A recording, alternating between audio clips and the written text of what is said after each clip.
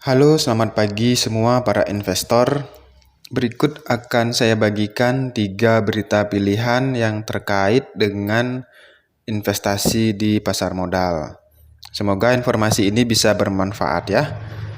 Yang pertama itu adalah berita dari situs CNBC Indonesia, yaitu 3 logam Rusia yang dilarang. Nah, apakah pelarangan ini akan membuat Indonesia kaya raya? Nah, ini dia 3 logam yang dilarang masuk ke Eropa. 3 logam Rusia ya. Jadi pengiriman logam dari Rusia ditangguhkan untuk masuk ke gudang bursa logam London atau LME di Inggris. Di antaranya adalah tembaga. Saya ulangi sekali lagi, di antaranya adalah tembaga, aluminium, dan timbal ya.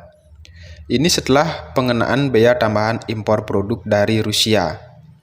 Pemerintah Inggris memberlakukan 35% bea tambahan pada impor produk-produk Rusia, termasuk logam. Adapun logam yang akan dikenakan bea lebih mahal adalah besi, baja, tembaga, aluminium, perak, timah, dan biji besi. Produk tersebut dinilai dapat mengguncang ekonomi Rusia, tetapi memiliki dampak minimal ke Inggris. Jadi ini terkait dengan perang antara atau invasi dari Rusia ke Ukraina. Nah, ini tentunya berefek ke kita di Indonesia.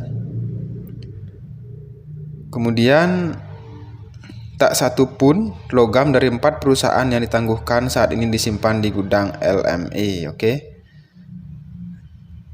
Nah, sebelumnya kan harga logam dunia meroket pasca Rusia didepak dari sistem keuangan global sehingga menimbulkan kecemasan terhadap distribusi pasokan Rusia ke seluruh dunia. Tapi tampaknya sekarang Eropa merespon ya dengan melakukan hal ini, pelarangan 3 logam Rusia ini. Nah, bagaimana dengan Indonesia? Indonesia sebagai salah satu produsen serta pemasok logam di dunia tidak terdampak terhadap kebijakan ini, sebab harga logam yang ditangguhkan tidak berefek terhadap pergerakan harga ya para investor. Nah, meskipun begitu, tahun 2002 Indonesia tetap bisa meraup keuntungan dari logam seperti nikel, timah, dan tembaga karena tingginya harga komoditas dunia yang sudah meroket sepanjang kuartal pertama 2022. Nah, nikel sebagai bahan baku baterai kendaraan listrik telah melonjak 50,4% sepanjang kuartal pertama 2022. Indonesia bisa cuan karena disebut memiliki cadangan logam nikel sebesar 72 juta ton. Nih, jumlah ini merupakan 52% dari total cadangan nikel dunia, mencapai 139.419.000 ton nih. Nah, data ini merupakan hasil olahan data dari USGS Januari 2020 dan Badan Geologi 2019. Baik para investor, silahkan dilirik-lirik emiten yang terkait di bidang ini ya. Oke, berita berikutnya adalah dari Unilever.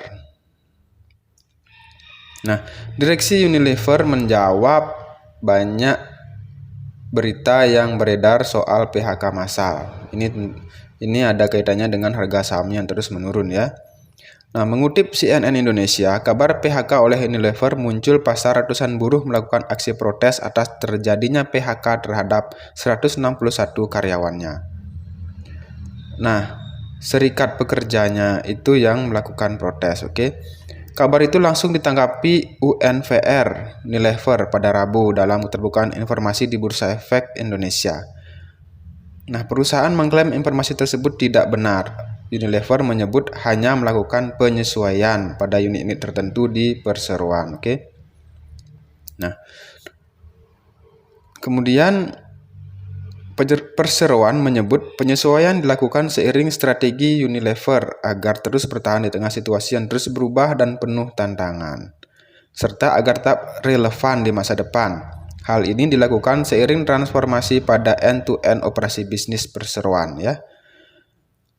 UNVR juga mengaku sudah berkomunikasi terbuka oleh para buruh yang terdampak ya. Itu adalah salah satu bentuk GCG dari Unilever ya, para investor.